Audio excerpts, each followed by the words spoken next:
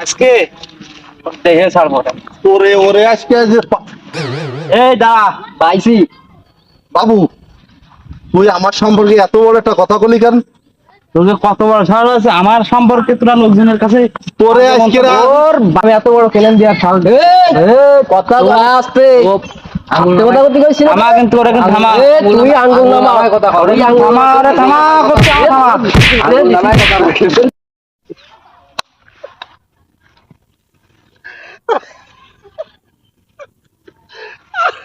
এটা ভাই ঠিক আছে খুব এটা করতেছে কি?